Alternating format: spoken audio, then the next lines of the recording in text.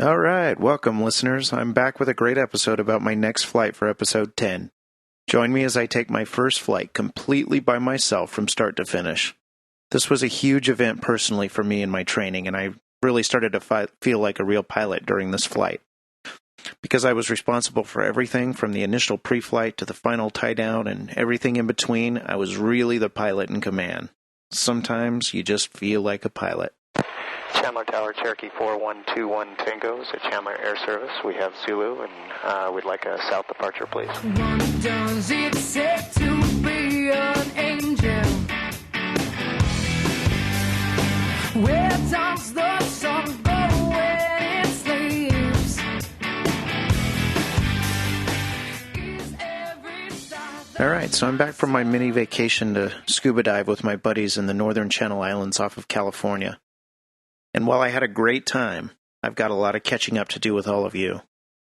I want to take just a minute to thank PJ again for his great interview for episode 9. I had promised in episode 8 that I'd take you through my first solo flight away from the airport, and that's what we're going to do today. First, I have to note that this turned out to be a very, very important flight for me, which I'm sure I'll always remember. Maybe even more important than my first solo. I guess the reason for this is that this was the first time I think I really felt like a pilot. Sure, I had to get the go-ahead from one of the instructors at the school before I got the keys, but from that point on, everything was up to me. And I finally felt like the weight of the pilot in command title as I was solely responsible for every aspect of that flight, and that was a great feeling. I ended up having a fantastic flight. 1.1 hours all by myself, practicing a bit, and also doing a bit of tooling around. Join me as I take you through that flight.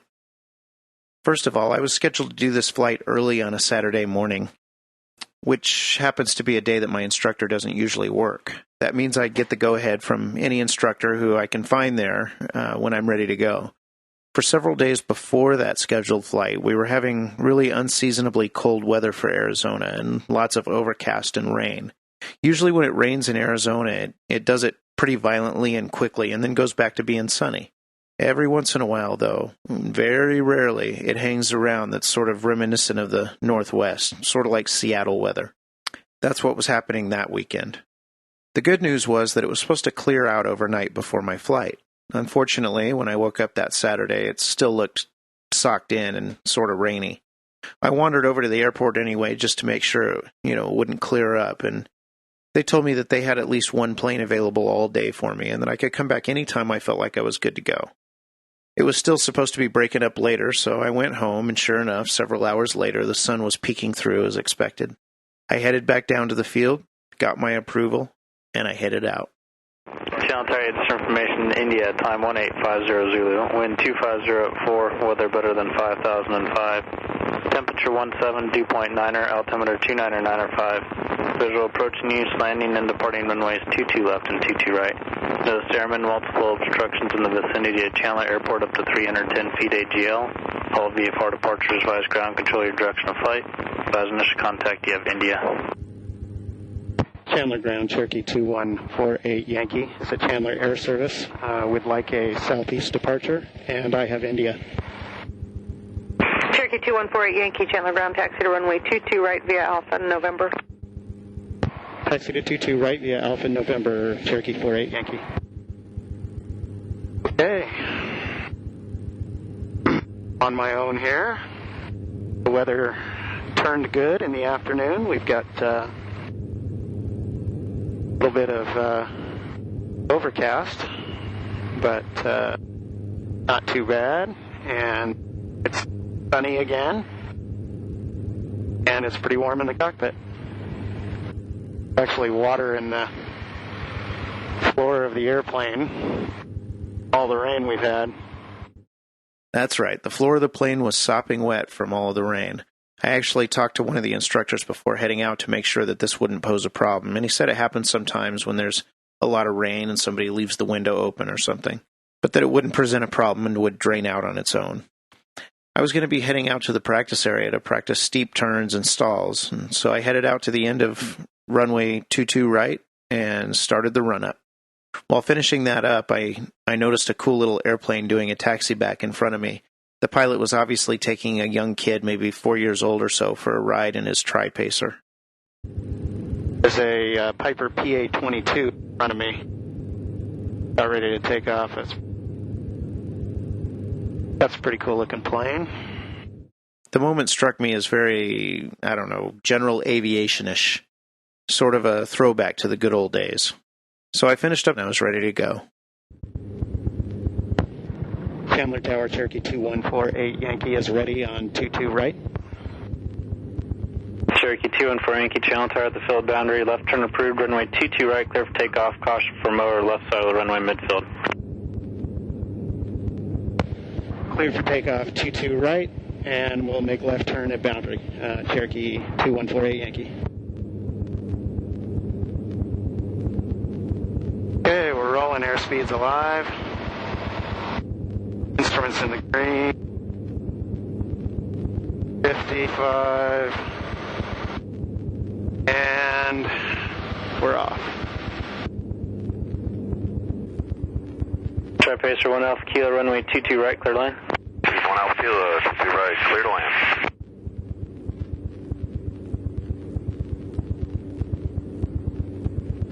It's a little bumpy out here. I thought with the overcast it wouldn't be too bad, but I guess switching from cold to hot. Yeah, it was a little bumpier than I had thought it would be, but it wasn't too bad. I made my left turn at the boundary and headed out to the practice area. I did a clearing turn, and then I started with a takeoff attitude or a power-on stall, which went off without a hitch, and then it sort of hit me. I'm out here just flying around by myself.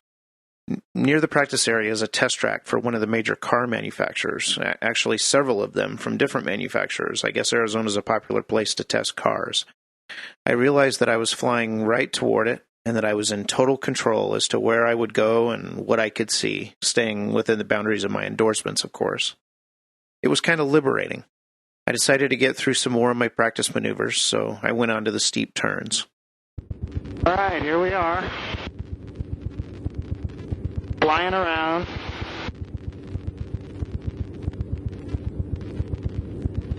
Head over here to the test track at 3,300 feet. Usually quite a bit of traffic out here, so my eye out. Cruising at about 100 knots.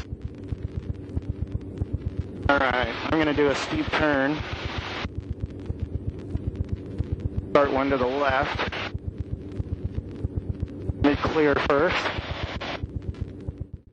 As I was clearing, I heard something on the radio that was sort of funny. I hadn't turned off the Chandler Tower frequency even though I was out of their airspace, and the mower that I had been warned about on my takeoff clearance asked for clearance to cross a runway. That's when I realized that they call the mower Mini-Me. Everyone's a comedian, I guess. Chandler Tower, Mini-Me. Mini-Me, Channel Tower. 10 November, like to cross 22 right at... Okay. Mini-Me, Channel Tower, proceed across runway 22 right at November. And then I'll proceed up the right side, clear runway. Mini-Me, Channel Tower, roger. 3,300 feet, and... I went ahead and did my steep turns, both left and then right, and as always, seems to happen when you're alone, they were pretty good. I did a little tooling around, finished my practice, and decided to head back for some practice on what I really needed to work on, and that was landings. It also became clear that the overcast, or at least a broken layer, was lower than expected, probably about 5,000 feet MSL or less, and I felt like I was getting a little close to those clouds when I was cruising at 3,300 feet. So I started to descend a bit. I also grabbed the new ATIS information as I headed back in. Now the visibility isn't normal Arizona visibility, that's for sure. Got haze in the sky and overcast. And who knows? I kind of expected it to be clear because we've had so much rain the past few days. But tells you how much I know about weather. Take it down to 3,000.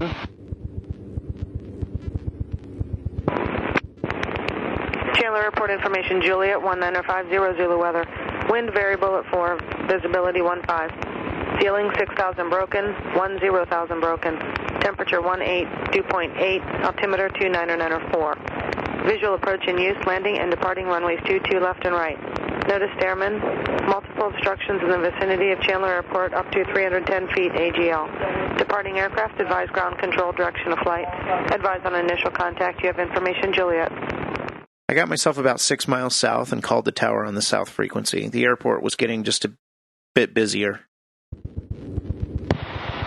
Chandler Tower, Turkey 2148 Yankee is 6 miles south, inbound with Juliet for touch and goes. Cherokee 214 Yankee, Chandler Tower, make left traffic, runway 22 left, report entering the downwind. Report entering the downwind for left traffic for 22 left, Cherokee 2148 Yankee. Aero 2 Delta Alpha, you verify you going to the ramp? Affirm, to the ramp, 2 Delta Alpha.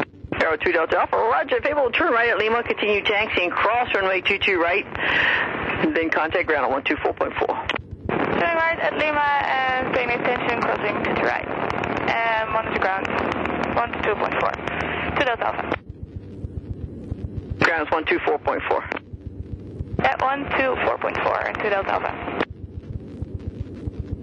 Hey, Chandler Tower, good afternoon. This is Comanche 84903 Papa. Pegasus inbound, Juliet landing. This is Comanche calling to Ontario Radio week. Say again, please. Okay, Chandler Tower, Comanche 93 Papa. Pegasus inbound, Juliet landing.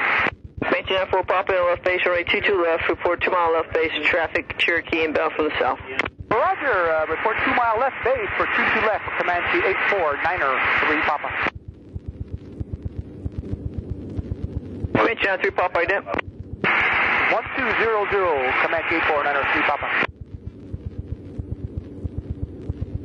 Comanche 93 Papa, I do observe, thank you. Roger. Can I get a wind check, please? Wind 210 at 6. Thank you. Cherokee 4 Yankee, runway 22 left, clear, touch and go. Clear, touch and go, 22 left, entering the downwind now, 48 Yankee. Yep, that was me calling for a wind check. As I headed in and was about to turn into the pattern, I realized that there was no one else there to help me out, so I thought I better have all the information I could before I tried my first landing that day. I did my before landing flow and then checked the checklist. Carb heat off, fuel pump on, mixture full rich, fullest tank. Check. I was ready to go. I just reminded myself as I turned final to sit back and relax. No problem. And Chandler Tower, 903 Papa's negative contact on that traffic. Cherokee 4 Yankee, Cherokee is left base, he will be touch and go south runway. Okay, John 3 Papa, we'll turn left toward 10 degrees, you're entering Gateway's airspace. Okay, 10 degrees to the left for you, 903 Papa. Okay. Back, relax. And sure enough, it was a pretty good landing. I raised the flaps and pushed the throttle forward and lifted off again. There was a very slight crosswind from left to right, as I think the reported winds were from 210, but that's relative to true north, so adjusted for local variation, I believe that put the wind coming from a magnetic direction of about 199 degrees, or 190 degrees magnetic, on a runway of 220 degrees, so very slight, but crosswind nonetheless. All right, that was a pretty good landing. A little crosswind there. Too bad. So I continued around onto downwind and got cleared again.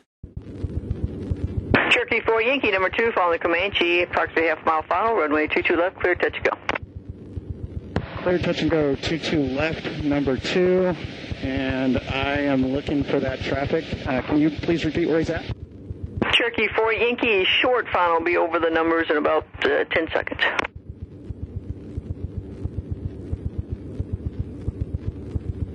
Roger that. Have the traffic, number 2, clear to land 22 left. Cherokee 4 Yankee, roger. I put it down again for a decent landing and taught myself once again that patience is a virtue. Okay, field is made. Hotel helicopter 19 Victor Hotel, now morning for the helipad, Bravo departure southbound with Juliet. Helicopter 19 Victor Hotel, Chandler Tower, south departure approved, helipad clear for takeoff. South departure approved, helipad clear for takeoff, helicopter 19 Victor Hotel.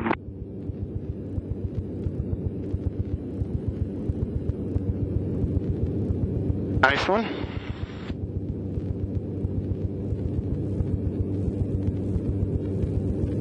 Gotta be patient with it. Rotate. Cherokee 4 Yankee traffic ahead to the right, arrow southbound. We have the traffic for 8 Yankee. I came around one more time, got cleared, and was talking myself in. Cherokee 4 Yankee, runway 22 left, clear, touch and go. Clear, touch and go, 22 left, 48 Yankee. Okay, I'll beam the numbers. 80 knots. All right, that last one I only used 2 knots of flaps, so I'm going to go to 3 this time. Right line, establish 70 knot final. Bumpy out here. Well, there I was, over the numbers, bumping around a bit, and once again, I just didn't feel comfortable enough to put it down. 4 Yankees going around. Cherokee 4 Yankee, roger. Didn't like that one. Kind of bumpy. So around I went, did one more touch and go in some light but gusty conditions, and we'll pick back up on the upwind as I start my pattern for my final landing that day. Really gusty. And this will be my last one. Blowing all over the place, switching directions. I like it. Good practice. It'll gust up on me and then start lifting me and then die out, and not real strong wind, but it's a little bit challenging.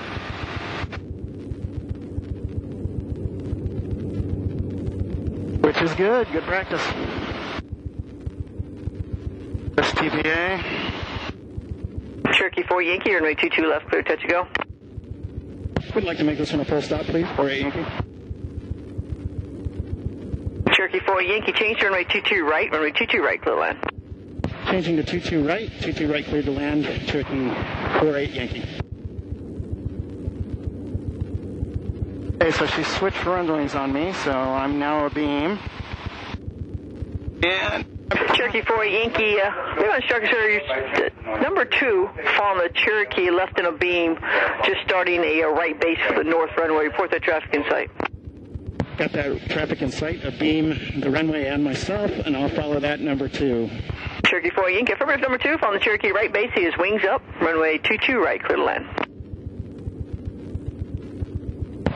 Number 2, cleared to land, 48 Yankee. And Chandler Tower, Skyline 71690 is entering our left downwind for 22 left. Skyline 690, runway 22 left, clear to land. And 690 will be full stop also. Skyline 690, right, runway 22 left, clear to land, wind 180 at 7. 22 left, clear to land, 690. Going to be a long final. Had me come in behind some traffic.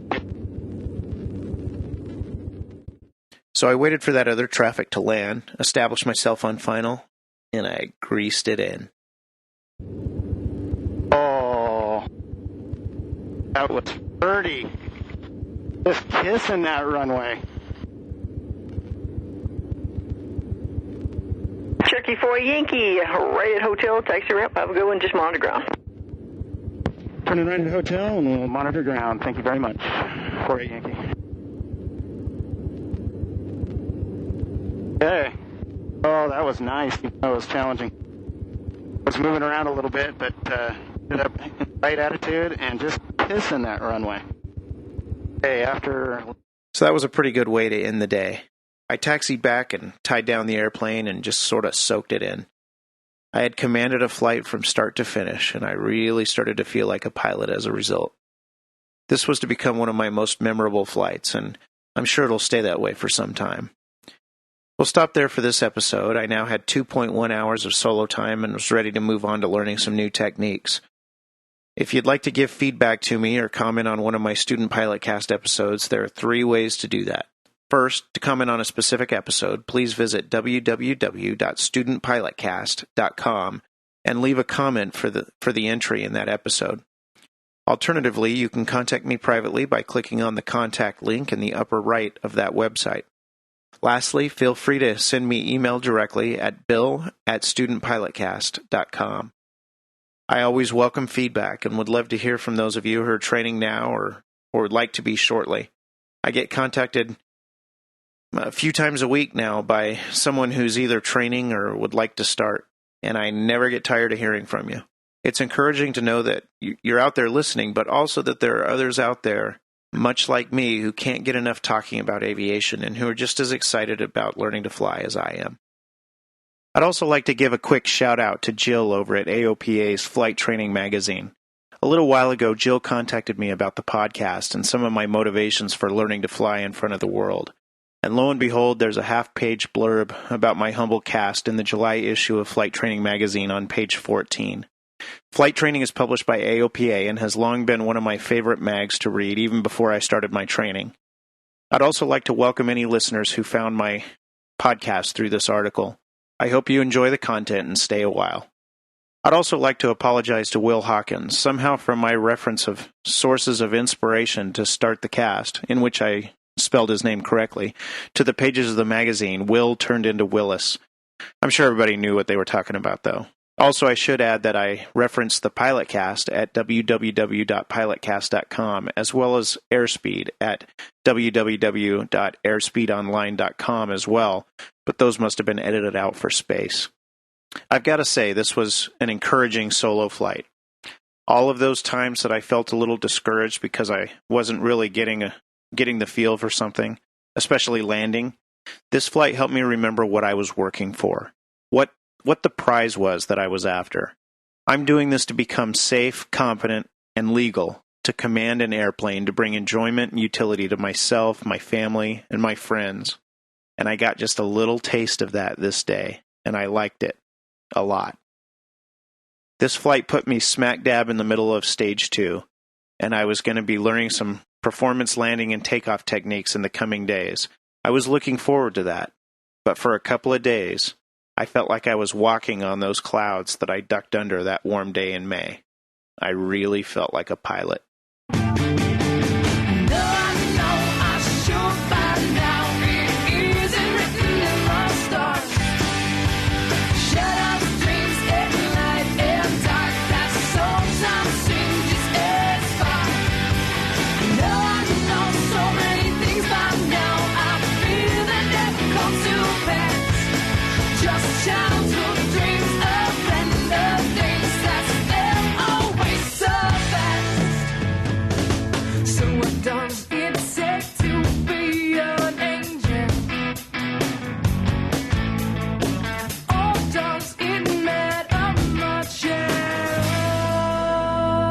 Music for today's audiocast is the song To Be an Angel from the great Canadian band Uncle Seth. You can get more information and subscribe to the Student Pilot audiocast using iTunes, Zune, or any other podcatcher at www.studentpilotcast.com.